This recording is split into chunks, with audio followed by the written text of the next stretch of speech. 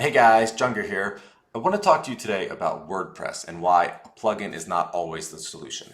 Obviously, one of the great things about WordPress is that there's a whole ecosystem of people who are using it, who are developing for it, who are building it, and really kind of turning it into the awesome platform that we know it to be. And really what that means is that if you have something that you want to do with your website, chances are somebody else has done it or you can find a way to make it happen. And one of the most common ways that people do that is to look in the plugin library to see if there's a plugin available that can extend your WordPress to do whatever you need to do.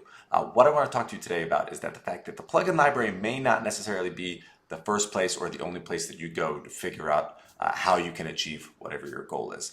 We've talked about this before, but the more code that you have on your website, the less likely it is to be fully secure.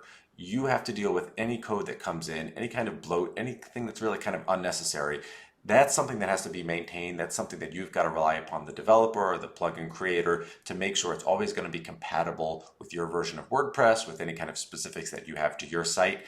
Any excess code always can become a security issue. So don't be so quick to just add another plugin, not necessarily know exactly, okay, is this something that I can achieve a different way? Maybe I'm thinking about this in a way that I should think about it differently. Maybe, adding a plugin really doesn't help my users do what they need to do when they come to the website.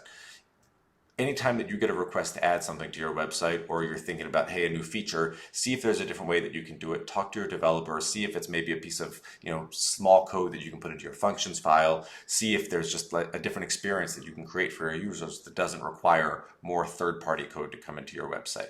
The fewer plugins you have running on your website, the more secure your site is going to be, the easier it's going to be to maintain, and the less you have to worry about any issues down the road. So if you've got a new feature, a new function that you want to add to your website, don't just instinctively add a plugin for it.